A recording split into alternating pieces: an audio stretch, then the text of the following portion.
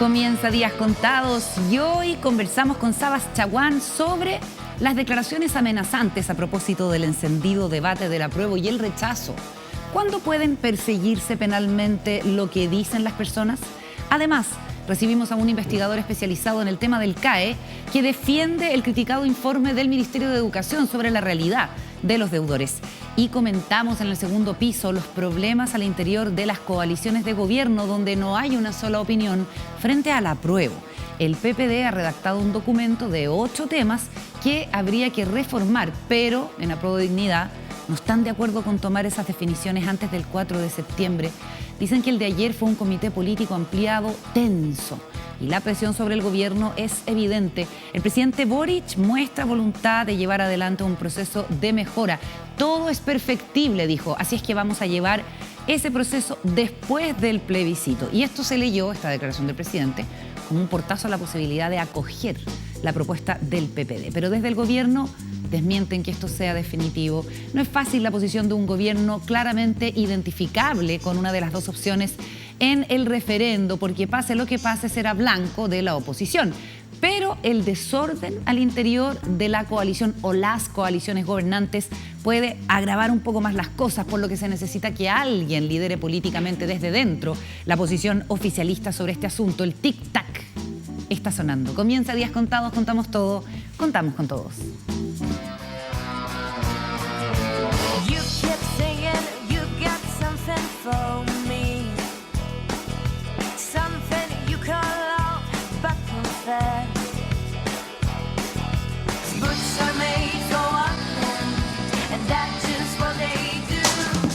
Muy buenas noches, Juan Diego Montalva, ¿cómo estás tú?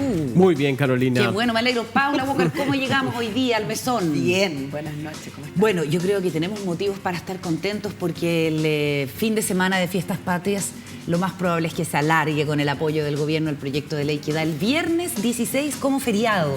Yo hice una manda. ¿Ya? ¿Para qué eso? Una manda. Ah, sí. Una manda. ¿Y a qué santo le debes una vela? A todos. Tú eres multisanta. Multisanto. No, pero me parece una gran noticia. Sí, cierto. Sí, me parece una noticia merecida. Mira, todo sea por alentar el sector del turismo, que ha estado tan alicaído. Ay, sí, en a mí me da una pena tremenda. Pero es que la manera que tiene él de justificar su, claro, para no su alegría. Claro, para no sentirse culpable desde el punto de vista de los economistas. La economía. Y qué rápido le salió el DJ la cueca, ¿ah? Rápido, al tiro le puso, apretó el dedito. Está bonito. Además que los inviernos son momentos muy duros para los gobiernos. Sí. Entonces, cuando tú estás terminando julio, en todos los gobiernos, de cualquier signo, este es como el bajón de la temporada del año, y este bajón, ¡pluc!, empieza a recuperarse en cuanto uno empieza a escuchar al Guatón Loyola. Mientras apenas empiezan a aparecer los brotes verdes. Te juro, claro, a ti que te gustan los brotes Oye, verdes. no, sí hay quienes han tenido presente aquí una eventual intencionalidad política. El bono invierno, el 16 de septiembre. Los gas rosados, los gasecitos rosados. ¿Qué son los gasecitos rosados, Juan La Diego? bombona de gas. Los balones. Son maravillosos. Ay, son El rosados, color los de es NAP. maravilloso. No los he visto. No, es tampoco. precioso. Son muy bonitos. Son magenta. Magenta, bueno. Me aclara a alguien con mucho sentido de la colorimetría. Sí, que es muy bien y que es una también. Y también dicen gracias al gobierno, como las cajas del presidente Piñera. ¿O tuvieron? Hay que recordar aquellas cosas. No, hay que recordarlo todo. No, lo que estoy diciendo, sí también dice. O sea, eso fue en la pandemia, ¿no? Sí. En pleno confinamiento, Sí. cuando empiezan a repartir las cajas del y gobierno, con la firma y como hecho mediático y la que señora ese es el salía- gran tema siempre. Todo el mundo quiere ponerle el timbre. Claro. Pero sobre el feriado me parece una gran decisión. Me parece además, el ministro Marcel lo dijo hoy día, la versión muy seria del gobierno y de la responsabilidad, que no era tan alta en el fondo como el costo económico que tiene para el país. Revisemos lo que dijo el ministro Marcel a propósito de este feriado del viernes 16 de septiembre. Entonces, en este caso, ¿cierto?, la propuesta del Ejecutivo va a ser que sea un feriado no irrenunciable. Va a ser un día viernes, donde normalmente ese impacto es menor, y además va a corresponder a un día que normalmente, ¿cierto?, en vísperas de fiestas patrias se trabaja menos. Considerando todos esos elementos, nuestra estimación del efecto sobre la actividad económica es de más bien de un 0,2% del PIB mensual.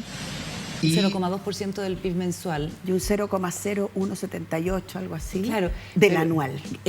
El viernes 15, claro, el ministro dice que la gente en general el día previo, en la víspera de la fiesta para trabajar menos, pero ahora se va a trasladar el jueves 14, digamos, esa pequeña baja en la productividad.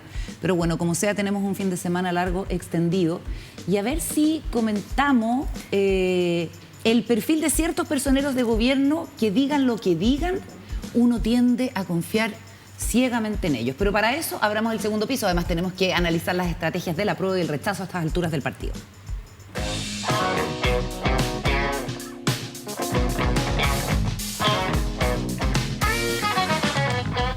Oye, yo lo decía porque hoy día en la mañana estuve conversando en la radio con el subsecretario del Interior, Manuel Monsalve, y hay cierto tipo de liderazgo que es impresionante porque muchas veces no hay cómo prever que se van a desarrollar cierto tipo de liderazgos que en un contexto de alta desconfianza, de crisis en muchos sentidos, hay una autoridad que sin eludir las preguntas o sin eludir el bulto de los problemas es capaz de darte tranquilidad.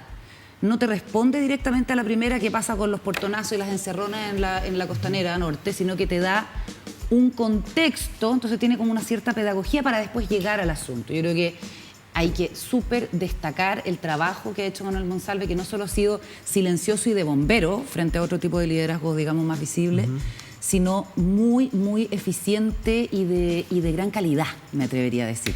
Estamos, pero monsalvistas. Sí, hoy día súper monsalvista. En tu caso. Marcelista siempre. En tu caso. Claro.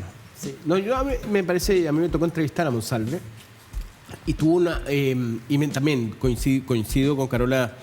Es que es una persona que entrega respuestas, que está al tanto, pero minuto a minuto de los temas que conversa. Igual lo pillé con algo, tengo que decir. Me heriste mi orgullo. ¿Quién no pilla? ¿Quién no pilla? Sí.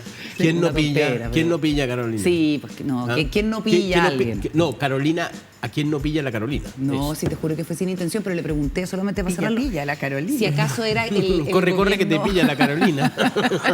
Si el gobierno era querellante en una causa como de alto impacto en la Araucanía, yo creo que el ministro no tenía... O sea, el ministro, imagínate. Subsecretario. Para fregarlo le subí el pelo, no tenía el dato. Bueno, pero ahí hay una que es algo que se está instalando en el gobierno y que él me comentó así jocosamente, que ¿cómo se llama? Que es que de los 4 personeros mejor evaluados en las encuestas son socialistas.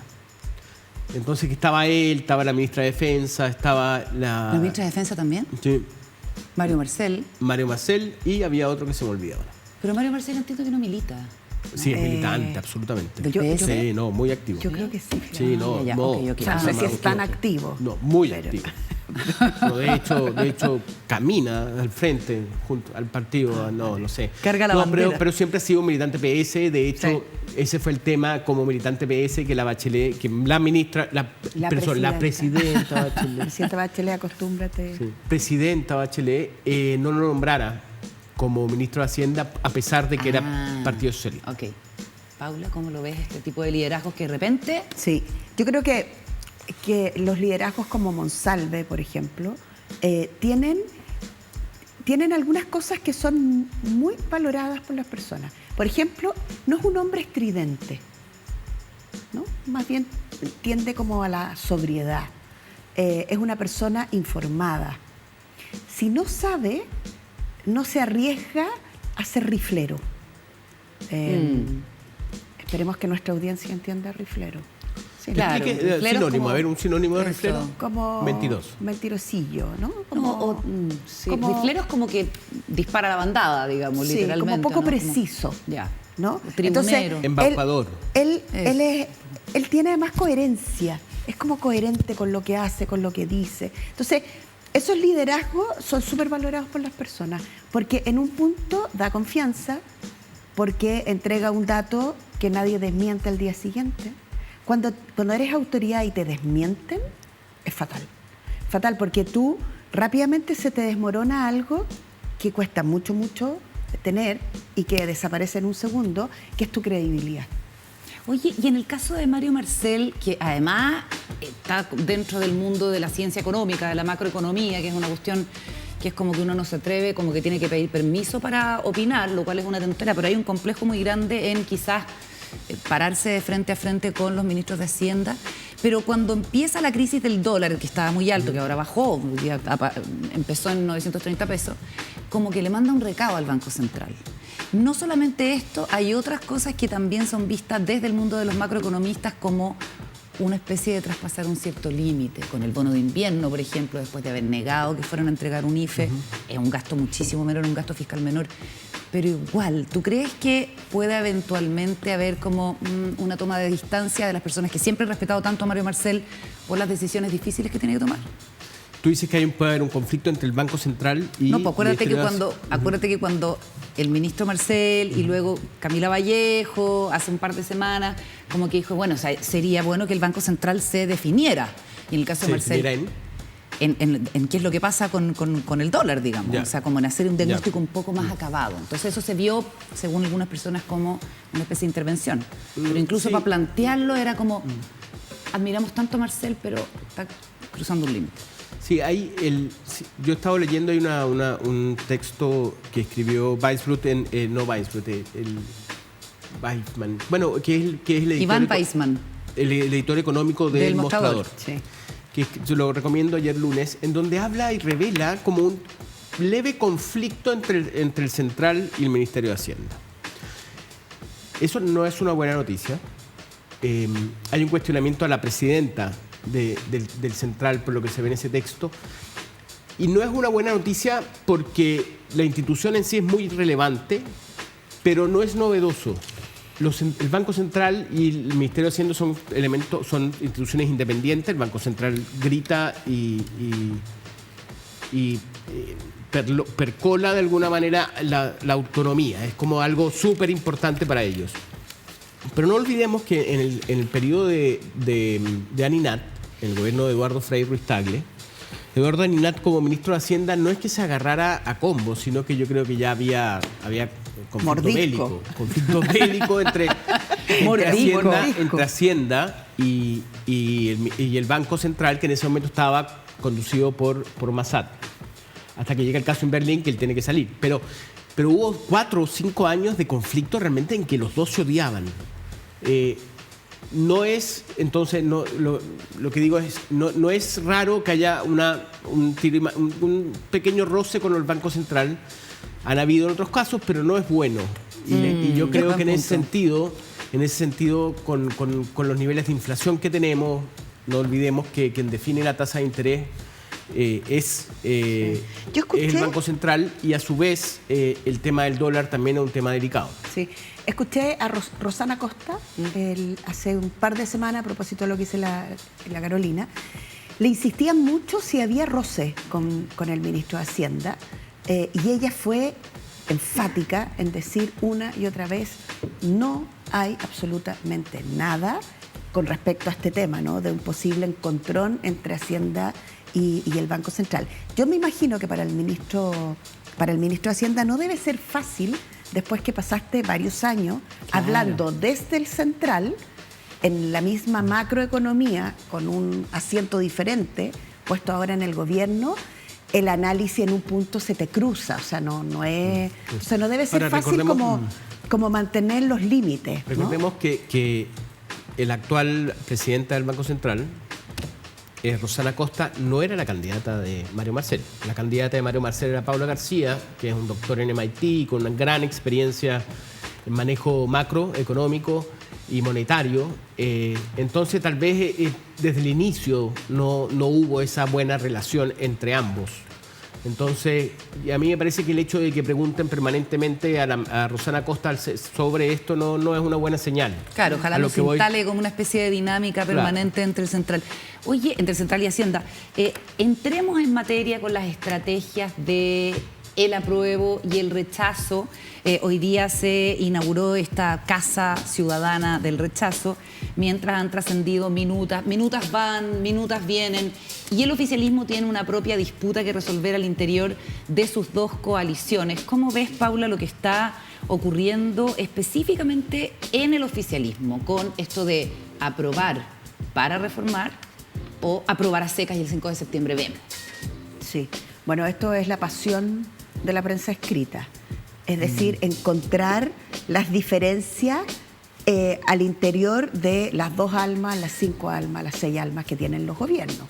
Los gobiernos son espacios donde es muy difícil que esté todo el mundo de acuerdo. O sea, en los gobiernos se cohabitan y se pelea y se argumenta y se hacen zancadillas porque hay posiciones súper distintas. Entonces, en ese sentido, en el caso del gobierno del presidente Boric, claramente hay una mirada que es un poco más, no quiero calificarla, pero una mirada que tiene más certeza sobre el texto, que vendría siendo a prueba de dignidad, que lo que ellos plantean es... Yo me imagino que están tratando de mantener muy unido la parte más radical de la izquierda que apoya al gobierno y que incluso no apoya al gobierno porque lo encuentra un gobierno amarillo. Y por otro lado está el socialismo democrático, que vendría siendo el PS, el PPD y todo ese mundo, que es un mundo más identificado con los 30 años de la Concertación, que cada día el presidente le hace más guiño a ese mundo. No fueron tan malos, el presidente Lago, la presidenta Bachelet, bueno, otra cosa con guitarra, ahora que estoy aquí, valoro la experiencia, porque ¿qué hay detrás? El centro político, que es el lugar donde se ganan las elecciones, es el lugar donde se estabilizan los extremos, y eso no es ningún misterio. Siempre se dice que se hace campaña alentando los extremos, pero se termina gobernando siempre hacia el centro. Entonces, estamos frente a una situación que es como bien habitual. ¿Bien de manual, dices tú? Súper de manual. ¿Por qué? Porque hay que buscar el terreno, salir a convencer, esconder, otros lo dicen más feo, la derecha lo dice fondear, ¿no? Hay que fondear a los convencionales. No, a los políticos que se identifican. No, ellos, el rechazo no quiere fondear a sus convencionales. Al contrario, claro, los quiere mostrar sacar. Porque dice que desde la izquierda fondean a sus convencionales. Claro, entonces usan ese término que es muy elegante, muy de fonda también, ¿no? Fondear, ¿a quién quiere fondear? Al presidente Piñera. Y quieren fondear al ex candidato de la derecha, Kast, porque además hacen cuentas que son bien simples. Si mostramos mucho a Kast, podemos llegar a la misma votación que tuvimos con el presidente Boric. La segunda vuelta. O sea, al final vas a poner de nuevo a Kast y a Boric como los liderazgos más simbólicos. Entonces, yo creo que estamos entrando en los últimos 100 metros que van a ser milimétricos en términos de moverte hacia un lado, moverte hacia el otro. Cuánto te equivoques, te puede pasar la cuenta bien radical. ¿Cómo lo ves tú, Juan Diego? A mí me agota un poco, y lo comentamos ayer, lo del intervencionismo. Yo creo que realmente la derecha se equivoca medio a medio al dedicar tanto tiempo a denunciar el intervencionismo. Estoy de acuerdo con eso. Las campañas nunca tienen que fundamentarse en lo que hace tu contrincante. Si tú hablas de tu contrincante permanentemente, finalmente el que surge, el que destaca es el contrincante que tú quieres que pierda. Entonces le están dando demasiada protagonismo al apruebo y a esta posibilidad de que estén haciendo estén de alguna manera propiciando o participando en la campaña las autoridades. Y como te digo, esto se puede contrapesar porque que de alguna manera ahora el apruebo empiece a denunciar que hay alcaldes que son oficialistas. Entonces van a decir, mire, tenemos igual cantidad de oficialistas como de oposición. Matei, en el norte, ¿no? Claro. Sí, ella supuestamente salió en sus días administrativos. En sus días administrativos, sí, pero bueno, obviamente es cosa de indagar un poco y vas a encontrar algún detalle.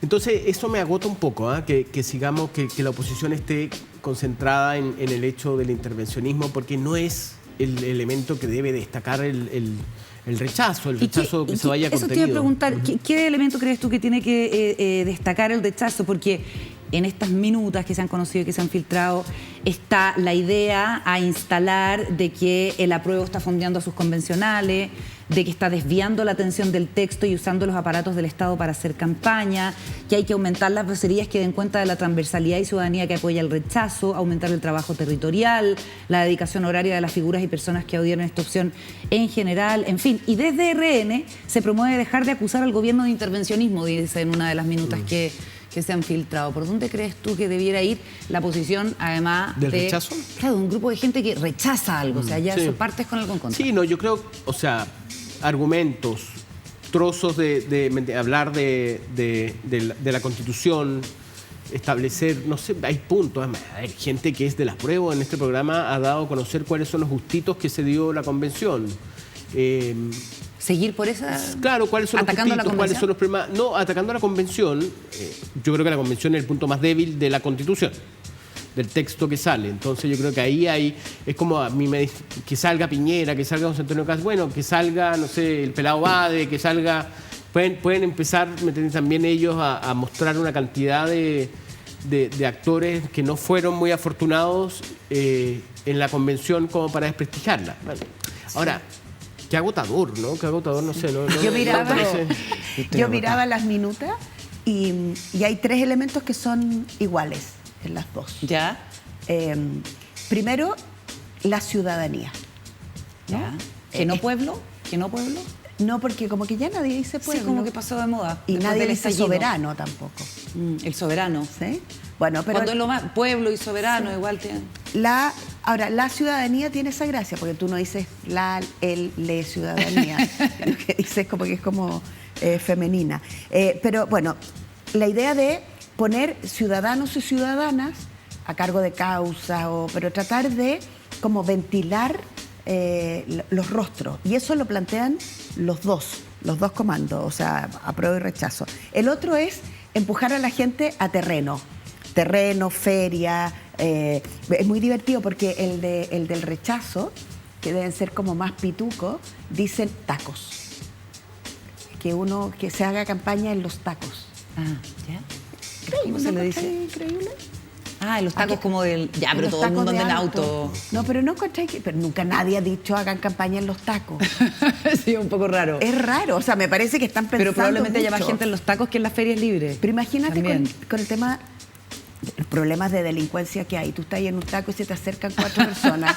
Es súper poco Eso es verdad. eficiente. Toda la razón, así como, O me van a no, saltar. no, claro, no. O, ¿cachai? Como que- Claro, una encerrona de la prueba. Una encerrona ideológica. Una encerrona de la prueba. Vamos a empezar. Vamos. No, pues, Una es una encerrona encerrona del del rechazo. Porque esto es del rechazo. Es de la Bueno, minuta del rechazo. Cual sea. ¿No? Cuando ya las ideas empiezan a ser francamente, ¿no? Como Delirantes. bueno, Qué gracioso. pero terreno Oye, y la simpleza. ya. Esos Y- son los 3 elementos. y la simpleza. Ciudadanía, terreno y simpleza. Y simpleza. Y entonces, ¿dónde uno hace la diferencia en una campaña y en la comunicación política? En los detalles. Han dado vuelta una foto de una puesta en escena Ya. en Twitter, no sé si la tenemos, pero es como que tenían un fondo. Ah, sí, Ah, de RN. Renovación Nacional. La Bueno, RN. esos son ahí los está. detalles, miren. Genial. Y alguien les decía que tenían que estirar la mica del celular. Y Ahora que sí. tiene el mismo efecto, es muy el día- milenio. eso- no, de hecho, el día que arrugó RN. Es muy- Pero yo creo que ellos mismos lo están utilizando, si se están echando tallas entre ellos mismos. ¿Qué estamos haciendo en este momento? Arrugar. Hablando de la juventud de RN y su No, pero- pauta. Pero mira Arrugando. la cara de entusiasmo que tienen, ¿Te imaginas Oye, el pobre, de alegría. el Además, pobre? ¿cómo nos sientan una mujer?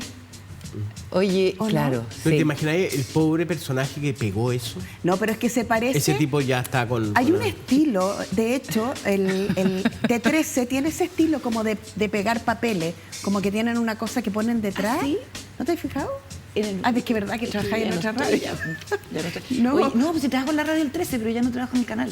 Ah, bueno, pero es que dices eso? no sé si es en el canal o no, en la radio no porque tiene menos tele, pero ponen en mesa central, ponen detrás Como recorte. como que Ya. parece un diseño de papel. Yo creo que están tratando de imitar eso. Oye, miremos la Casa del Rechazo que se inauguró ahí en la calle Valentín Letelier, a media cuadra de La Moneda. Wow. Allí tenemos imágenes. Bien Ellos no estirada. pegaron, ¿viste? Ellos no... Eso está bien estirado. Bien Eso sí estirado. que está bien. Así no, yo rechazo.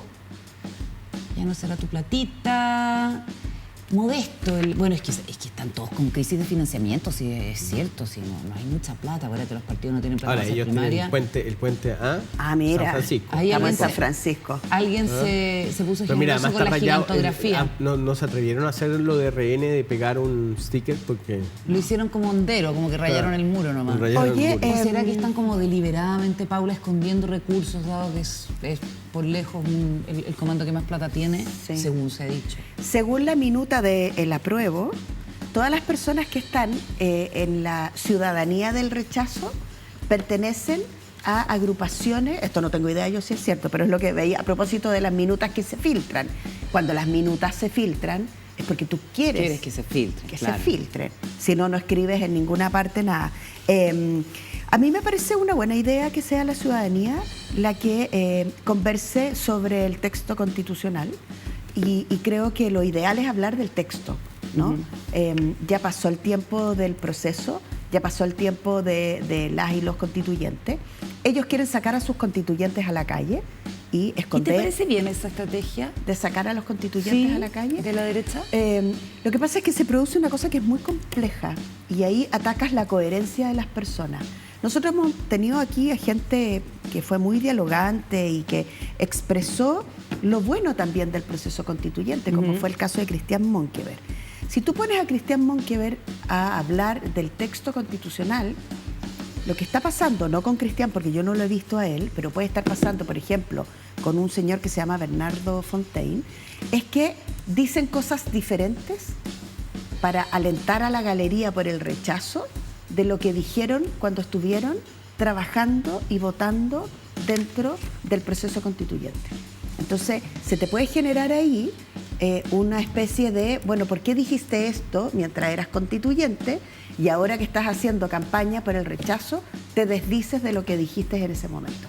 Y yo creo que eso les puede pasar, es un riesgo, porque también tú puedes decir, fue un buen proceso. Cristian Monkever aquí lo dijo. Conversé con gente que no había conversado nunca.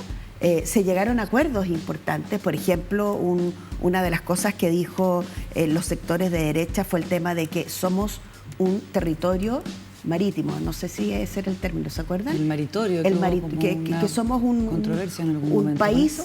un país que hay que cuidar el mar y que el mar también es parte de tu territorio. Y eso lo puso un convencional que se identifica con la derecha, no lo pusieron. Y eso se votó favorablemente. O sea, en el caso de la derecha, no es una mala estrategia sacar a los convencionales a la calle. Siempre y cuando los convencionales mantengan lo que dijeron durante el proceso constituyente. Y no se vayan a la cosa de barra brava, de extremar los puntos. Así Juan es. Diego, en el documento del PPD, que se llama, si no me equivoco, Compromisos sobre qué mejorar, se establecen 8 puntos con los cuales el oficialismo debiera comprometerse para sacar adelante la prueba. Sí, el objetivo que se declara desde el PPD es, esto está hecho con miras a que el 4 de septiembre gane la prueba, no vaya a perder frente al rechazo, que establece, entre otras cosas, eliminar la reelección que quedó establecida en la Constitución, quitarle a los parlamentarios la posibilidad de iniciativas que impliquen gasto, reponerle el nombre de Poder Judicial al Poder Judicial que iba a quedar como sistema de justicia.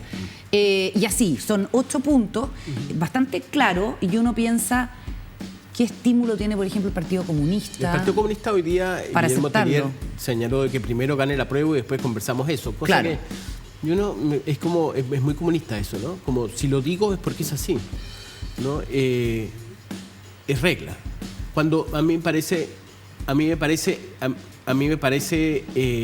que no estoy de acuerdo que sea que sea el post plebiscito cuando se discute, porque post plebiscito puede Porque no tienes no hay garantías de acuerdo, nada. claro, porque ya probé que no vamos a sentar a conversar contigo si gané. Pero lo que él Entonces a lo que sostiene- voy que hay un compromiso que tienen que tomar, no sé, firmar un documento en que te apruebes, no le vaya a pasar, o sea, es lo mismo que dijo Harpa en los 90 cuando dijo, no, fue a la conversación, después del plebiscito reformamos eso. Harpa dijo lo mismo, le dijo, mira, pero primero el plebiscito Y no quedó en nada eso. y que ganen la reforma y después vemos si, pero ¿para qué vamos a hablar antes del plebiscito? ¿no? Entonces, Tellier y Jarpa ahí se parecen un poco. Marcos Barraza también dijo lo mismo. La comparación de Juan Diego Montalva, Guillermo Tellier y Sergio Onofre Jarpa se parecen un Eso poco. se llama Claro. una cuña. Una cuña, un cuñazo. Un cuñazo. Un cuñazo. No, te subas por el chorro. Una cuña, no un Cuñita, cuñazo. una cuñita. Marco. Una cuñita. Oye, Una con tu cuñita. nivel de influencia cada vez mayor, Claro. la cantidad de telefonazos que han llegado a Juan Diego, oye, déjame decirte. No, mentira. Telefonazos Ella siempre del ahí poder. subiéndole el ego a uno cuando está abajo. Levantando los extremos Claro. del mesón. Y tú dices que Marco Barraza también está en esa línea. Claro, pero o sea, es esa situación donde no hay compromiso. Tú tienes que ¿Qué tener debería un hacer el compromiso. gobierno? Porque alguien tiene que ordenar. Yo no pensaría que a quien más golpea el gobierno, a quien más golpea esta indefinición entre sus partidarios es el propio gobierno. Entonces, ¿cómo poder ordenar esto, Paula? Bueno, no es fácil, po. No es fácil porque yo creo que el presidente tiene que mantener equilibrados sus integrantes. Y eso es impresionante cuando las y los presidentes, cuando tú te mueves 1 centímetro, se nota. Y se nota mucho. ¿Cómo? A ver. Si nosotros decimos un día una palabra, da lo mismo. O sea, bueno, Claro. más o menos. Pero si un presidente, por ejemplo, si el presidente Boric, después de lo que dijo ayer, mañana corrige eso, Claro. lo que sea que corrija, se va a notar un montón. Y políticamente va a tener un efecto. Entonces, si mañana dice, ni siquiera necesita decir, no quise decir lo que dije. Como hicieron hacer al ministro de Transporte sobre la tarifa, ¿te acuerdas? Claro. Que dijo, es inevitable que gradualmente vaya a subir la tarifa el próximo semestre. Y después la tarde sacó una declaración. Yo nunca dije que la tarifa iba a subir. Fue bastante grosero. En ese caso, como no es muy conocido, y además no importó lo que dijo, porque se siguió sosteniendo que eso va a ocurrir, ¿no? Pero en el caso del presidente, ahí vienen los alineamientos políticos. Entonces, si el presidente mañana dice, es algo que se puede pensar, o no está escrito en piedra, o cualquiera de esas cuñas, salta el otro extremo. Entonces, no es fácil para el presidente. Y esa ambigüedad tampoco es buena para el gobierno, ¿no? Que un día para acá reacciona el PC, otro día reacciona el socialismo Yo creo que democrático eso o al lo nota- Twitter. Sí, yo creo que eso lo nota poca gente. Lo que sí se ve, y lo que los partidarios debieran ser lo suficientemente solidarios con el presidente, se ve disputa, se ve pelea, se ve un gobierno que no está como Está ahí, tironeado. firme detrás del presidente. Y yo creo que hoy día lo que más necesita el presidente es una coalición que está firme detrás de él, calladito, se ve más bonito, y hagan lo que tienen que hacer. Por ejemplo, veía que muchos convencionales, eso sí me parece súper inteligente, se fueron a su territorio y no están en los medios grandes, están en los medios locales, en el puerta a puerta, haciendo terreno y donde las personas los votaron. Entonces hoy día van de vuelta a sus territorios, que son más chiquititos, con sus medios Fueron las más personas que lo pequeños, eligieron. y Claro, a sus decirle a distritos. la gente, mire, usted me entregó poder para representarlo, le vengo a explicar el texto. Yo creo que eso es lo que debieran estar haciendo la gran mayoría de Sí, ellos. la verdad que lo más lejos que estén del ex Parlamento donde se produjo la convención, el ex Sí, Congreso, y lo más lejos donde se los produjo la medios grandes convención también. mejor, porque la verdad que el show del ex Del Congreso, toldo blanco, como le dice Juan Diego. Sí. Toldo blanco, de manera donde poco salían a dar cariñosa. su- Oye, pero eso es más fácil en el caso de los convencionales que tienen partido político, o eso es lo que dicen, ¿no? Para tratar de minorar los efectos contrarios al texto que salió de ahí. Una estrategia podría ser como el repliegue, pero en el caso de los independientes no hay mucho cómo ordenarlos o cómo bajar ciertas líneas precisamente de cara a que se apruebe el texto. Así que andan por la libre, podríamos decir, que es una de las particularidades de esta convención. Oye, nos vamos a ir a la pausa porque estuvimos comentando, no me acuerdo cuándo fue esta semana, fue hace un año, lo soñé, no me acuerdo, creo que está todo ya. confuso. Estamos bien. El informe Usted confía en Carolina Urrejola, Confía en la ella conductora. está clara, ella no tiene, sabe no si tiene estamos en la dudas, etapa del no metaverso. tiene dudas, no tiene dudas. O sea, En la ella realidad lo que paralela de la dice, lo que Carolina. dice es Mira, verdad. ¿Cuál es? El informe del Mineduc, caracterizando a los sí. deudores del CAE, fue fustigado sobre todo por Acción Educar, que es una ONG vinculada, uno diría, a la centro-derecha y a la derecha, por el cálculo. Nosotros también tuvimos reparos de las cifras que había entregado el Ministerio. A la vuelta estaremos conversando con un investigador de Nodo 21 que justifica que la política del CAE ha sido sumamente dañina para una generación completa de ciudadanos y ciudadanas que están no solamente endeudados, sino teniendo una calidad de vida mucho peor que si no hubieran estudiado en la educación superior. Pausa, antes Juan tiene algo que contarte.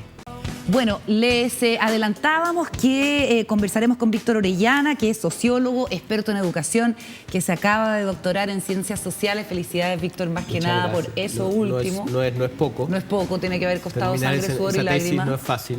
Porque la semana pasada salió esta investigación del Ministerio de Educación que presenta el ministro Ávila junto a la subsecretaria Figueroa y que da cuenta de las malas condiciones de vida o lo precario que resulta el ingreso de los deudores y deudoras del CAE que están en etapa de pagar.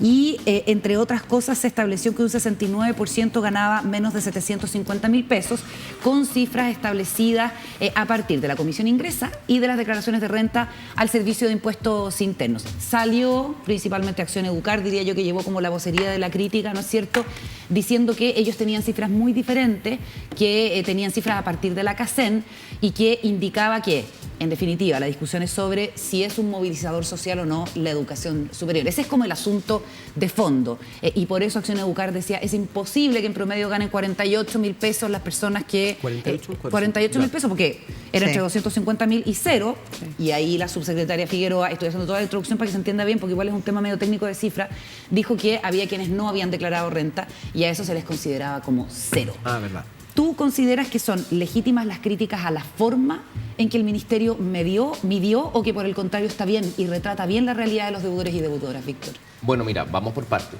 Primero, decir que distintas investigaciones a lo largo de más de una década, hechas por gente de distintas corrientes ideológicas, ha ido planteando que las remuneraciones a las personas que tienen paso por la educación superior cada vez se parecen más a las remuneraciones que tienen el resto de las personas. Eso es un hecho sin educación superior de la causa. Cada vez se acercan más.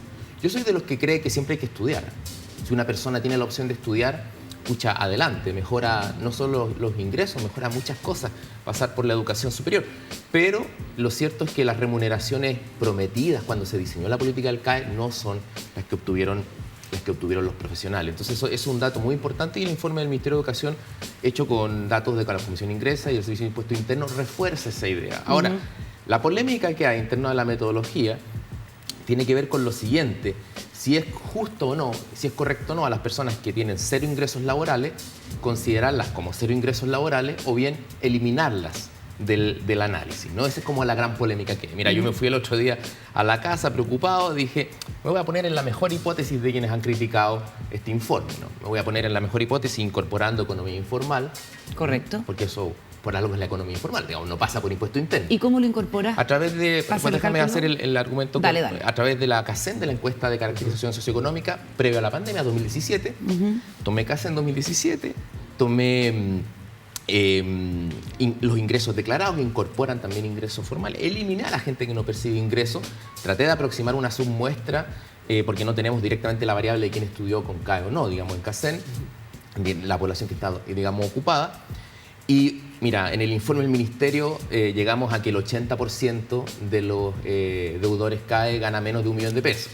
Y en el ejercicio aproximado que yo hice, llegó que el 70% gana menos de 1 millón de pesos. Es decir, incluso considerando y avalando estas críticas, el problema de fondo sigue estando ahí. Entonces, mira, las metodologías siempre son opinables, ¿eh? Lamentablemente no tenemos datos de economía informal para comparar RUT a RUT. Y una vez que una persona declara cero ingreso en impuesto interno, para el Estado de Chile esa persona tiene cero ingreso. Claro. Entonces, todo es opinable, por supuesto. Yo creo que en un debate racional se pueden sostener distintas posiciones, pero lo cierto, lo de fondo, es que la expansión de la educación superior en Chile generó lo que se llama un proceso de credencialización, es decir, la estructura ocupacional se mantiene más o menos estable y pegas que antes no requerían título, ahora formal o socialmente empiezan a tener requerimiento de título o empieza a construirse la costumbre social de que esos trabajos las tengan personas profesionales y a veces no tiene que ver necesariamente con aquel contenido que estudiaron, ¿no? Ocurre muchas veces, los ejecutivos bancarios, por ejemplo, pasaron en poco tiempo a tener estudios profesionales y hacer una serie de ocupaciones y por lo tanto los ingresos se mantuvieron más o menos estables. Por eso, a medida que tú aumentas la educación superior, el diferencial de ingresos entre quienes tienen educación o pasaron por la educación superior ha disminuido mucho. Incluso hay un investigador que hace 10 años dijo que salía para atrás, digamos. Y yo no comparto mucho esa observación, pero lo dijo una persona de derecha, Sergio Ursúa, me acuerdo. Eso. Entonces, ¿Sergio quién? Sergio Ursúa, Sergio que tú lo Ursúa. entrevistaste hace poco. Entonces, en algunos casos salías para atrás, digamos. Entonces era mejor no estudiar. Yo no llegaría tan lejos, pero sí creo que hay una promesa incumplida. Mira, dale. yo anduve, a mí el tema este me interesa mucho y me preocupa mucho, dada la dimensión, el tamaño de la deuda. Imagínense que algunos hablan de 8.000 millones, el informe habla de 6.800 millones de dólares cuesta esto. Y 720 y tantos mil deudores, ¿no? No, más de 1 millón. Sí. ¿Más Y de de, un lo- millón? de los cuales, imagínate, bueno, Porque el informe del Minuto habla de 700 y Sí, tantos mil. 700. 6.800, tomando O sea, lo que sumando dice, todos los instrumentos tomando lo que dice el crediticios. informe, son 6.800 millones.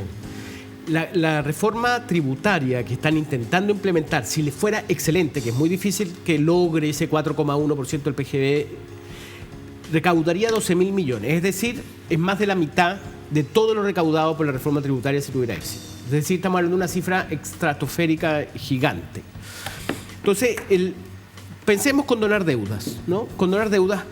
¿Cuál es el problema de condonar deuda? Primero, aquí hay personas que firmaron responsablemente un documento que se les dice a usted, son las condiciones en que usted va a tener el crédito, vamos a hablar de las condiciones después, pero usted se responsabiliza de pagar tal porcentaje, si usted no, solamente tiene que pagar el 10%, creo, por ejemplo, creo que son, no sé, 15 meses, 18 meses después de egresar empiezas a pagar. Hay una cantidad de cosas que se acuerda entre el que toma el crédito y la institución, ¿no? Después, existe un antecedente muy complejo en el tema de la condonación de deuda que fue durante la dictadura, el último gobierno de Pinochet, los últimos años de la dictadura. Pinochet, a raíz del sí y el no, decide condonar o habla de condonar la deuda de hipotecaria, cosa que detuvo de manera inmediata el pago de toda la gente que tenía deuda hipotecaria, porque dijo, si me lo van a condonar. Entonces, a lo que voy, ¿cuál es el efecto que tiene en la gente que está pagando y si es de alguna manera, si resulta justo para gente que ha estado pagando permanentemente y gente que no? ¿Ya? Es otro tema. Después, hay un punto que sale en un artículo de ayer de Clinic, en donde cuenta que en el bono clase media, como para entender un poco lo acucioso y serio que hay que ser en la decisión y la determinación de quién merece estas condonaciones. Ayer salió que el bono clase media, según el Servicio de Impuestos Internos, hubo 417.000 personas, 500.000, casi medio millón de personas que accedieron a este bono y que no tenían derecho. O sea, la gente hace movidas para acceder a estos beneficios sin tener derecho porque tienen más ingresos. O sea, ese, en el punto, te lo digo porque creo que es importante ser acucioso en ver quiénes son las personas que van a tener esto. A ver, dejemos que Víctor responda Ya. a esa batería. Los efectos que tiene el hecho de la condonación. Mira, primero es que antes de ponernos de acuerdo en condonar, que es la postura que yo sostengo, que creo que hay que avanzar hacia la condonación universal, primero tenemos que aceptar que acá las premisas de la expansión de la educación superior en Chile no funcionaron. No funcionaron. Eso tiene varias Perdona, consecuencias. Víctor, ¿cuáles eran las premisas? De que una persona iba a incrementar a tal grado su ingreso que iba a ser capaz de sostener un crédito y que además eso te iba a tener una externalidad de transformación de la estructura productiva y que nos iba a llevar a la sociedad del conocimiento. Es decir, una consecuencia a nivel micro en la vida cotidiana de las personas y una consecuencia a nivel macro. Ninguna de las dos ocurrió. Las razones son diversas, se ha investigado. Yo diría que lo que ocurre es que si tú vas a expandir la educación superior tienes que al mismo tiempo tener una política de transformación de tu estructura productiva. Porque de lo que se trata es de que el país genere más riqueza. Yo estoy a favor de distribuir la riqueza de forma más igualitaria, pero en último término necesitamos crear más riqueza y para eso necesitamos caminar al desarrollo, complejizar nuestra estructura productiva, en el fondo generar más posibilidades, más puestos ocupacionales para profesionales, para mejorar nuestra serie de procedimientos productivos que tenemos en el país. De hecho, Entregarle perdona valor que te- agregado, etcétera. Perdona que te interrumpa, en la misma lógica. De hecho, hay países que planifican sus apoyos justamente porque miran el panorama y te dicen, nos faltan doctores, doctoras, nos faltan ingenieros, ingenieras, nos faltan no sé qué, y a ese mundo le ponemos Sofistican esas incentivo. áreas. Mientras ocurría esta expansión, hubo un estudio que de nuevo lo hizo gente que no precisamente gente de izquierda, que lo hace Fundación Chile, que identifica un tremendo déficit de personal técnico para, por ejemplo, un salto más complejo en la industria de la minería, que es importante para Chile, ¿no? Correcto. Ya. Al mismo tiempo que tú estabas expandiendo la estructura ocupacional, porque lo que ocurre es este fenómeno de credencialización. Entonces, primero hay que, yo diría, planificar. concluir eso. Ahora, el problema, ¿por qué la condonación? Porque si tú no miras a la cara a esos jóvenes que hicieron todo bien y a esa familia que hicieron todo bien y les explicas, no fue tu culpa. Si te costó en el mercado ocupacional, si tuviste que reinventarte tantas veces, no fue culpa, no es que tú fueras flojo, floja o tomaras malas decisiones. Hay un problema estructural. De lo contrario, no vamos a tener la capacidad y la fuerza de esa generación de profesionales, de personas que han pasado por la educación superior para dar un ciclo, para iniciar un ciclo, un camino al desarrollo. Entonces, la condonación es una necesidad país, no tiene que ver solo con reparar cada una de esas personas. Porque recoge un rezago de alguna manera Pero social, tú dices, moral, dices que pero hay gente además- que no se, lo que se prometió no se cumplió en términos Claro, de por retorno por supuesto, con su inversión. hay condiciones, premisas en la elaboración de estas políticas que no se cumplen. Ahora vamos al tema que tú me indicabas, la asimetría de poder. Cuando uno tiene 17, 18 años y tiene que seguir estudios superiores y tiene que firmar en unos formularios, es brutal. Eso, mira, el derecho del consumidor, bueno, en algo se parece también el derecho laboral, una pena que tenemos recurriendo al derecho del consumidor, pero acá el CAE está por o sea, tiene condiciones draconianas muy por encima de un Sí, pero crédito de ya consumo. el 2012, yo estoy de acuerdo, el 6% más UF que tuvo previo al 2012. Muy por encima. Sí, pero ahora tiene, Del crédito de tiene un consumo 2%, que es un crédito muy Está razonable. bien. Pero no solo tiene que ver con los intereses, tiene que ver con ciertas condiciones de pago, no solo tiene que ver con los intereses. Entonces, yo diría que acá la gente ha sido responsable, entre comillas, de sobra. Acá la gente, si no ha pagado, no es porque, entre comillas, sean malos pagadores, porque la morosidad tiene un comportamiento estructural. La morosidad no se vio alterada en lo fundamental por el anuncio de la condonación.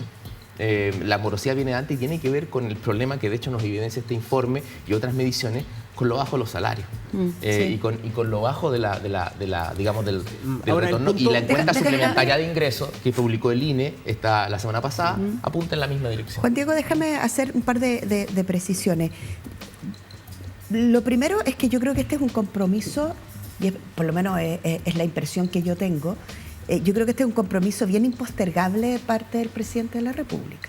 O sea, enfrentarse a un problema de una mala política pública, y en ese sentido yo estoy súper de acuerdo con Víctor, porque no es que ellos y ellas fueron, como decías tú, malos estudiantes, no, sino que esas premisas no se cumplen. Pero ¿qué le pasa a las familias? A las familias les pasa, primero, las personas que están endeudadas han pagado 3 o 4 veces su carrera.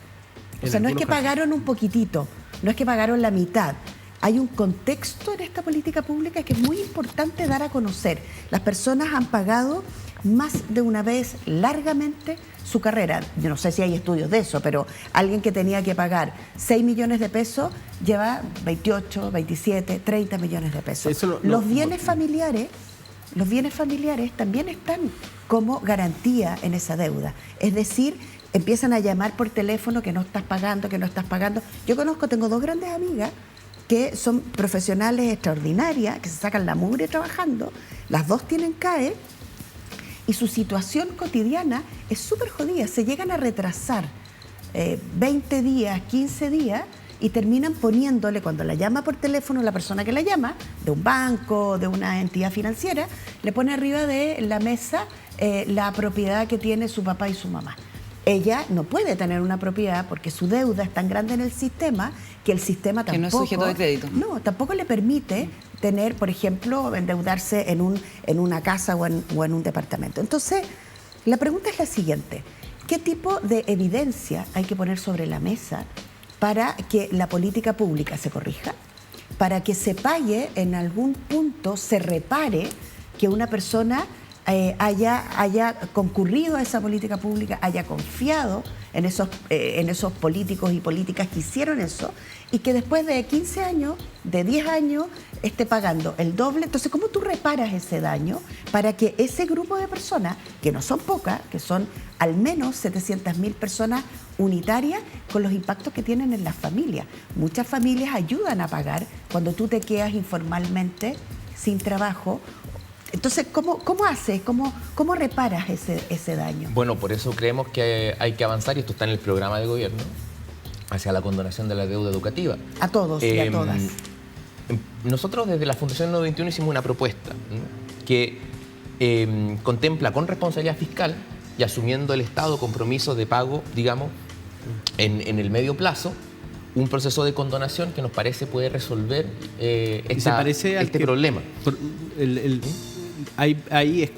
¿Hablan estas dos propuestas con el Ministerio de Educación? ¿Te parece que hay...? Lo que pasa es que en el itinerario del Ministerio de Educación me parece de toda lógica, debe hacerse un estudio y debe ensamblarse este trabajo con la construcción de un nuevo sistema de financiamiento, porque no podemos estar condonando el CAE y a los 5 minutos volver a dar CAE para la admisión 2023. Exacto. Sería un despropósito, ¿no? Sí. Entonces, esto no se puede hacer de manera poco seria, al revés, hay que tener toda la seriedad que no tuvo el diseño de esta política, digamos, me refiero al CAE. ¿Cuál es la propuesta usted? Avanzar es a la condonación. Y de hecho, la propuesta nuestra es que hay un parte de la deuda, esto es importante que la gente lo sepa, hay una parte de la deuda que el Estado ya compró.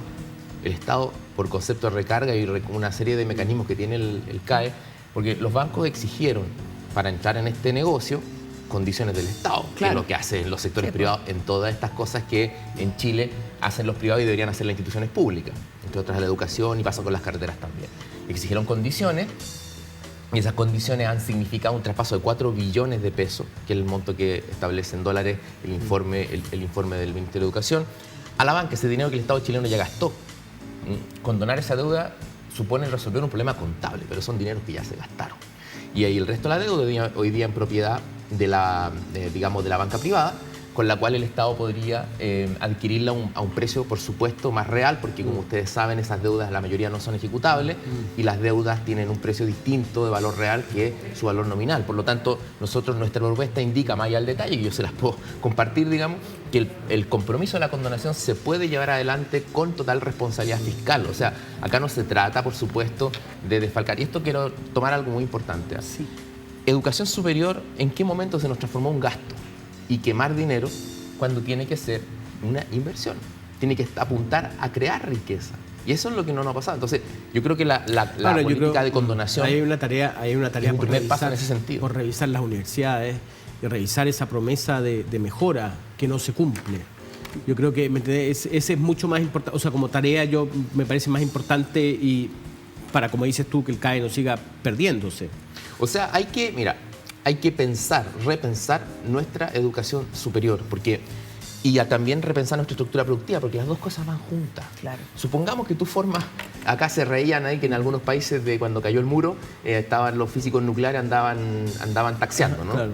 Mira, no hay que ir muy lejos, ¿eh? Tú te paseas por Santiago y te vas a ver eso.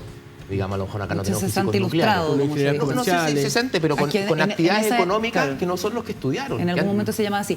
Mira, la gente le llama esto reinventarse. La gente en Chile ha tenido que reinventarse un montón y son historias de tremenda creatividad. Pero tienes que ver tu estructura ocupacional y tienes que ver educación superior y tienes que hacerlo de manera seria y planificada, y eso es lo que no se ha hecho. Buenísimo. Esa idea queda clara al final. Tú dices que hay más de 1 millón de deudores y deudoras del CAE. O sea, sumando todos los instrumentos, hay más de 1 millón de deudores, porque también no son solo CAE, Fondo Solidario, claro, Corfo, etcétera. Sí. Y de ese 1 millón, ¿hay cómo saber cuántos terminaron efectivamente la carrera y cuántos quedaron en el camino? Mira, nosotros tenemos, es diferente por cohorte y por institución, sí, pero nosotros tenemos alguna zona de la educación superior que egresa a la mitad. Entonces, tenemos una deserción en el sector, por ejemplo, en las instituciones más nuevas, la deserción en algunos casos llega a la mitad, el 30% va cambiando, pero tenemos un nivel de digamos, incompletitud de estudio y deuda alto, deuda altísima. Ahí hay un punto que son las universidades que, si el alumno no termina la carrera, la universidad tiene un compromiso de pago. Es la universidad la que asume el costo de esa no carrera. Siempre. Y de hecho te puedo mencionar, hay casos. Esto yo como investigador en el área tengo conocimiento de causa. Hay muchas carreras que no tienen egresado.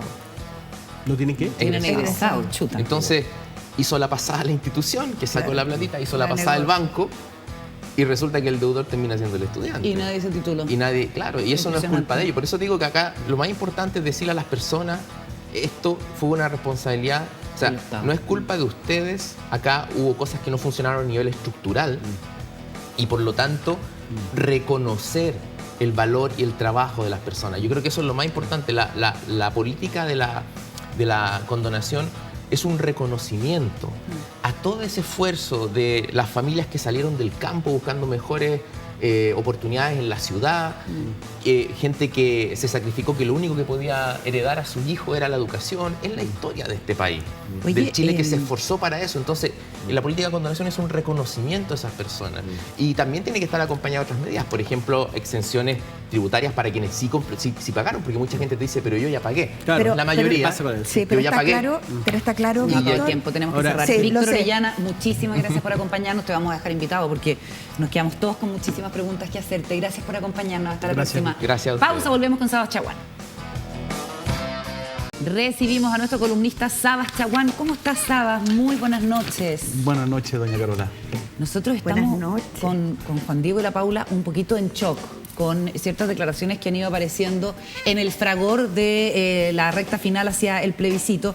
Y específicamente ha sido muy comentado lo de este señor que es Pedro Paul, o Pedro Pool, que básicamente en un programa de YouTube con Patricia Maldonado y Catalina Pulido y en otro programa también de un grupo de ultraderecha en YouTube, llama a fusilar a los prostituyentes, los espartanos se llama el otro programa, por alta traición a la patria, obviamente siendo un juego de palabras con los constituyentes. Prostituyentes. Prostituyentes. Muy fino el lenguaje. No se parecen, que se merecen eso porque no pueden sumir a nuestro país en la pobreza, etcétera. También habla de que no serían 3.000, haciendo alusión al número de personas asesinadas después del golpe militar, sino que serían muchos más. Y la Fiscalía Regional de los Lagos anunció que inició una investigación por el delito de amenazas a propósito de esta frase. ¿Eso se hace de oficio o se necesita una denuncia? No, no se necesita denuncia. Lo puede hacer ¿No? la Fiscalía de oficio, no. ¿Puede- Y que tengo entendido que es lo que hizo. Porque es un delito perseguible de oficio, como se dice. Acción penal pública. ¿Cuál de Cualquiera puede hacer la denuncia, perdón. ¿Qué parte de esta declaración constituye una denuncia? O sea, una amenaza, perdón. O sea, Fusilar, es que po. lamentablemente, o afortunadamente, porque un quemado, claro. es un nivel de estulticia increíble. Pidiéndole perdón a los estultos. A los digamos. estultos, claro, Pobres estultos. pero hay que mencionarlo porque puede constituir un delito, por eso está bien que se haya iniciado ¿Apología de la violencia? una investigación. No está tipificado como apología a la violencia en sí, pero sí como amenaza o en algunos casos llamada a la lucha armada, que es sedición, etcétera. Pero distinguiendo a este hombre, No- creo que puede constituir amenaza porque llama concretamente a lo que el Código Penal dice producir un daño en la persona, propiedad u honra de otra persona. Los Y aquí- nombra por su nombre. Y está hablando, claro, creo que... Bueno, habla de los prostituyentes. Los prostituyentes, pero eso podría pasar. y después pero dice dos. Basa. Creo que los menciona. Basa y Atria. Claro. Con nombre y apellido. Entonces eso puede constituir un delito del 296 del Código Penal que amenaza. ¿Ya? Porque tú individualizas a alguien. Claro, porque amenazo concretamente la persona, la propiedad o la honra de una persona, en este caso Ya, Atria ¿y qué? y ¿Se abre Basa. un caso? Se abrió una investigación, tengo entendido. ¿Y Sí. cuál sería la pena de una persona si se declara que... Depende si quiere, en este caso no quiere porque son amenazas condicionales o no condicionales, o para obtener un beneficio. En este caso él simplemente amenaza, ¿no es cierto? Esa pena puede ser presidio menor hasta su grado medio, hasta 541 días Ya, aproximadamente. Ya. Si es que no hay otros delitos involucrados. ya. Pero yo creo que aparte de la investigación, ojalá que se determine si estaba intoxicado, que eso no lo exime, Ya. o está hablando en Pero serio. explica. Puede explicar, pero no lo explica exime. la tontera. Yo Es una encuentro acción- que eso no exime No, nada, si no todo exime, lo contrario. no, judicialmente- ¿Te has fijado esa gente que de repente borracha en el aeropuerto, ningunea y trata mal a los funcionarios? Yo creo que ahí está y después su sale verdadera... pidiendo perdón, sale pidiendo perdón y dice, "Oh, no, me había estaba tomado curado". una pastilla y sale su verdadera naturaleza clasista, Es en que muchos eso casos se llama, machista, eso se llama etcétera. acción libre en causa. No lo voy a decir en latín para no ser ciútico, pero Dilo en latín. actio liberada en causa. ¿Cómo? Actio liberada en causa. ¿Y ahí qué significa eso? Es como Acción tener li- a Harry Potter acción- en el estudio. Acción libre en la causa. O sea, yo me puse voluntariamente en el estado de ebriedad o de intoxicación y después como un delito soy responsable del delito. ¿Ya? Así que si están intoxicados lo mismo. Pero el fondo de la cuestión puede estar en uno en acuerdo o en desacuerdo con la Convención Constitucional, pero esto es casi como, Sí, no, como los genios metamorfoseados de Merino. O sea, una Sí, es como despectivo. uno pide a la gente que quiere salir a no interpelar la discusión un cierto nivel. No tiene ningún nivel. No, algo sí. Pero sí puede ser delito. Seamos serios. Sí. Ya, pero subamos el nivel. Pero no de le la quitemos perfil, conversación. porque puede constituir delito. Le quiero dar la palabra a la Paula y creo que también tenemos que entrar en el tema de la libertad de expresión y cuándo penar los delitos de opinión. Y también quiero que hablemos a propósito de sedición de lo que dice la gente en el sur, que las declaraciones de Yaitul llamando al sabotaje, llamando a la lucha armada, pueden constituir eso y no se investigan. Sí. Paula. Ya lo dijo todo Carolina, en el sentido que... Es la dueña sí, del programa. digamos. Bueno, por supuesto, es la jefa, además, es la jefa. Pero el tema de la libertad de opinión, que es lo que en general se levanta cuando empiezan a pasar estas cosas, cuando el clima se pone muy convulso, cuando el clima empezamos a antagonizar mucho, los que nos verán dirán, están hablando de Pedro Publi, ¿por qué no hablan de Yaitul? ¿Y por qué no hablan de declarar inconstitucional los movimientos como están pidiendo en el caso de los movimientos UAM, CAM y otros, ¿no? Así como no se declaró inconstitucional un movimiento nazi, que en algún minuto hay un recurso presentado al Tribunal Constitucional hace unos años atrás, y se argumenta, de hecho, que hay una libertad de expresión siempre y cuando, y es esa la pregunta, ¿cuándo colisionan derechos y libertades y qué se tiene que proteger y qué manda? Sí, eso es la paradoja de Popper. de Karl Popper. ¿Te gustó? Mira. Sí, porque la democracia tiene que ser tolerante, pero en algún momento tiene que tener un grado de intolerancia con los intolerantes, por los nazis, los sediciosos, etc. Entonces, yo creo que yo soy partidario claro de que esto se sancione nuevamente, ciúticamente, no tengo otra ex post, o sea, después de que se comete la infracción, ¿no es cierto? Porque si no, censura previa. ¿Ya? Y yo no estoy de acuerdo con ningún tipo de censura previa. Sí, con que las penas sean severas, sí, con que las penas se apliquen, sí, con que haya una investigación y se les sancione, porque eso ejemplifica el efecto preventivo general que hablan de las penas, ¿no es cierto? Pero poner una cortapisa ex ante, digamos, yo creo que es complicado, porque hay legítimas expresiones. Por ejemplo, si yo estoy... o sea, censura por ningún motivo. Claro, o sea, ningún Todos motivo. somos grandes y somos capaces obvio, de decir... si yo estoy en presencia de un ejército de ocupación, ¿ya? Por ejemplo, soy palestino, estoy en un territorio ocupado, tengo un ejército de ocupación, me van a pedir a mí que no insulte, que no llame a la resistencia armada, que no ataque a los soldados. Eso es contra natura, digamos. En Chile, si yo estoy llamando a sedición, si yo estoy llamando a amenaza, bueno, eso es intolerable para el sistema jurídico, pero la intolerancia se demuestra con una investigación y una condena. Eso es lo que opino yo, digamos. Si no, vamos como la última tentación de Cristo. ¿Te acuerdas cuando prohibieron la película? Claro, Por efectivamente. censura previa. Y en ese sentido, cuando un grupo de personas dice, recurrimos al Tribunal Constitucional para que se declaren inconstitucionales estas organizaciones terroristas, estas organizaciones violentas, y el tribunal dice, nosotros no podemos ver eso. ¿Cómo ves tú desde el punto de vista? Bueno, hay dos tesis posibles. Una de unos ex miembros del Tribunal Constitucional que decían que esto puede ser un ilícito constitucional, aunque no sea un ilícito penal. Y la otra tesis es que dice, no, mientras no cometan delitos, yo no los puedo prohibir ex ante, no los puedo prohibir antes, ¿no es cierto? Entonces, ¿cuál sería el ilícito? El ilícito constitucional, llamar a atentar contra las bases mismas de la institucionalidad. A ver, sin caer en el artículo 8, ¿te acuerdas? El nefasto artículo 8 de la Constitución de Pinochet, digamos. Hay que generar un cierto consenso de que ciertos llamados pueden ser ilícitos constitucionales. Pero, nuevamente, caemos en que eso puede... Pero esos son dichos. Claro, claro. Es lo que dijeron un poco, que criticaron bastante, no sé si lo dijo el presidente Boric o alguien de su círculo, que no iban a criticar a Yaitul porque no era una libertad de expresión. Pero ahí hay un tema político también, de decisión política. El gobierno de turno tiene herramientas, puede hacer la denuncia, puede presentar inclusive querellas por las leyes de seguridad interior del Estado. Pero ahí están pisando huevos, creo. Yo no soy político, reitero, pero porque no quieren enfrentarse con una denuncia concreta contra la CAM. Eso es el parecer que tengo yo. Ahora, si uno piensa que tiene que ser consecuente como autoridad, habría que denunciar como gobierno a sujetos como Pol y denunciar como gobierno a Yaitul. Y ley pareja no es dura.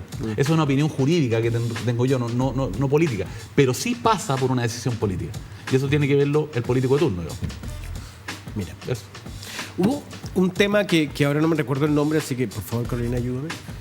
Que es el de esta niña que atroz, la historia es terrible.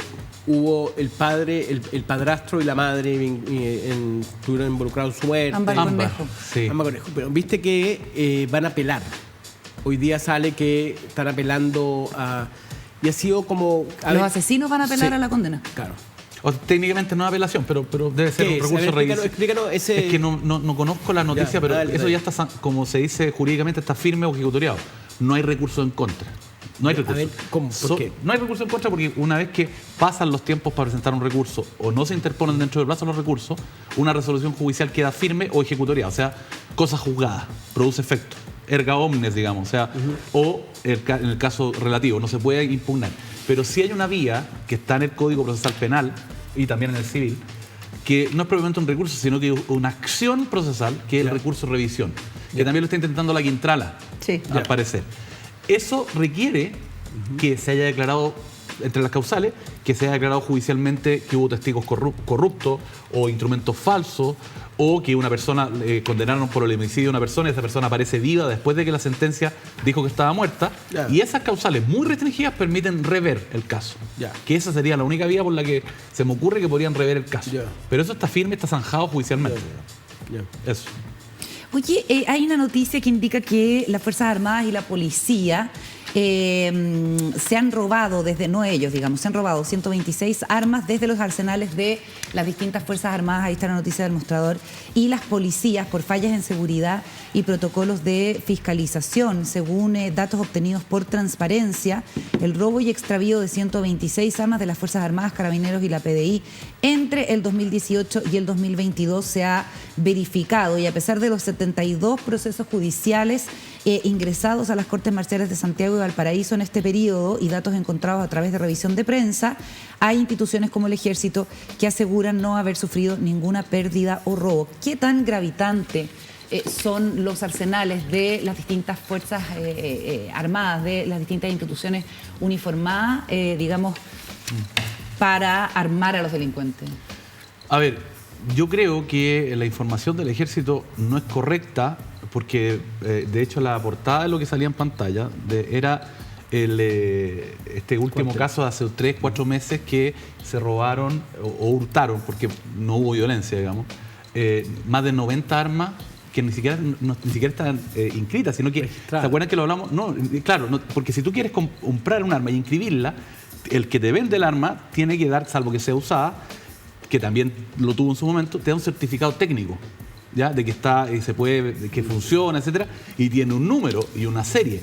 Esas armas que se robaron en la última, o que hurtaron la última vez hace como 3 meses, las sacaron, estaban las imágenes, las sacaron en unas maletas, unos cajones, y ni siquiera tienen ese número. Pues no tienen serie. No se pueden trazar, porque tienen el número del fabricante, no O sea, sé. vale oro, vale oro. Puede ser un fabricante turco, norteamericano, checo, que son las O procedencias. sea, valen oro esas armas. Claro, porque no la puedes trazar. son No son seguibles. seguibles. A menos que la incauten y ya la pueden comparar, pero si la incautan ya la van a sacar de la circulación. ¿Me explico? Eso es grave, es muy grave. Y lo otro es que hay pérdida de armas, hurto o robo de material de guerra. Ahora, la pena que tiene eso en el Código de Justicia Militar, en el artículo 354, se aumenta en 1, 2 o 3 grados. O sea, si yo me robo un arma de tu casa, no sé, con fuerza en las cosas y el lugar habitado, puedo tener presidio mayor, 5 años y un 5 día. años. Pero si me robo un armamento de guerra, puedo tener 10 años y un día, mínimo, o 15 y 1. El hecho que sea de guerra te Claro, duplica. porque es un delito específico del Código de Justicia Militar, pero lo pueden cometer solamente militares, sí, que sería el caso de lo que habla el mostrador. Y hay el la caballero que sensación... entregó las armas. Parece que había un joven que dice que un cabo le dijo que se metiera por el techo, etcétera. Eso es lo que alcancé a ver. Eso te iba a preguntar. ¿Existe la sensación de que mucho bombo y platillo cuando esto ocurre? Y sin embargo, después como que la investigación no queda en nada. ¿Sabes Estos qué, juicios Paula? Es que hay un tema ahí, hay un tema de fondo. ¿Justicia militar? La justicia militar. La justicia militar se rige por un sistema muy similar al Código de Justicia, perdón, al Código de Procedimiento Penal, los jueces del crimen. Es secreto, no tengo acceso a la defensa, lo fundamental es el autoprocesamiento, etc. Entonces, no se sabe, se diluye y además que se demora muchísimo. Entonces, O sea, no es solo una impresión. No, yo creo que no es una impresión. De hecho, por eso se hicieron modificaciones, porque los civiles ahora no pueden ser juzgados por el sistema militar, las víctimas civiles tampoco pueden ser juzgados por el sistema militar. solamente delitos militares. El problema es que hay ciertos delitos militares que en el fondo son delitos comunes, que los cometen militares como este. Es un delito común. Debería irse a la justicia militar. O sea, perdón, a la justicia Salirse común. Claro, o sea, dejar, si es que queremos dejar la justicia militar un poco como Estados Unidos, no sé, para traición a la patria, cometían en guerra, el tipo Pero que en la Convención se arranca. Constitucional se habló eso. Y al Ya. final como que se hizo Se alguna diluyó. propuesta que al final se terminó rechazando y quedamos con la misma. Me acuerdo de Cristian Viera, que era el coordinador de la Comisión de Sistema de Justicia en algún momento, lo lamentaba mucho porque sencillamente no hubo acuerdo, fue como una especie de quitada. Mi propuesta no la tuya y al final quedó en nada y quedó la misma justicia militar. Es una muestra más de, yo soy muy patriota, de nuestro querido gatopardismo. O sea, si queremos que todo cambie, es preciso que todo siga como hasta ahora. Nadie le pone el cascabel al gato, nadie. O sea, la justicia militar, sí, hay que restringirla a su mínima expresión. Delitos militares en tiempo de guerra o cometidos dentro de cuarteles por militares contra militares.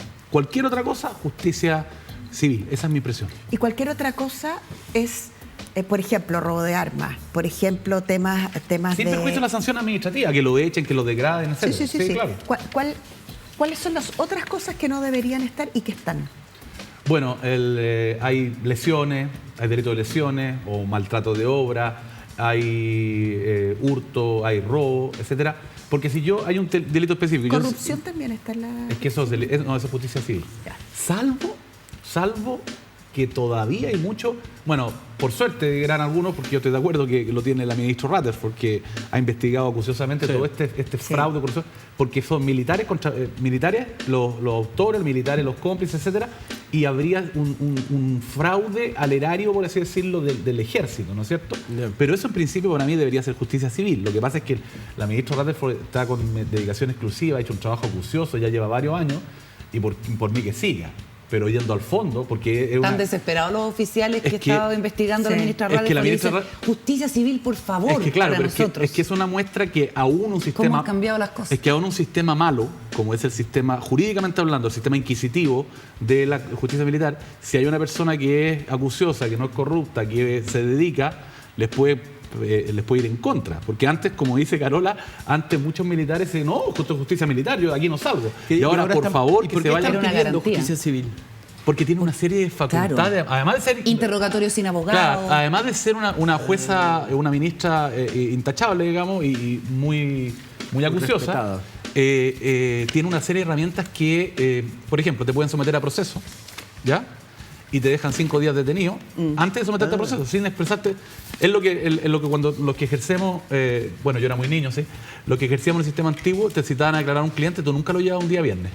Porque si el juez de crimen lo dejaba, tenías viernes, sábado, domingo y tenías hasta el martes para decidir, aunque lo dejara en libertad.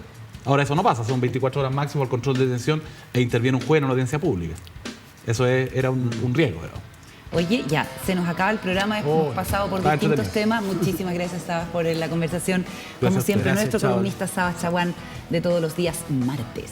Hasta la próxima, muchas gracias por la compañía, como siempre aquí en Días Contados. Hasta luego, Juan Diego, hasta luego, Paula. Chao, Carolita. Chao. Buenas noches, Sabas. Buenas noches.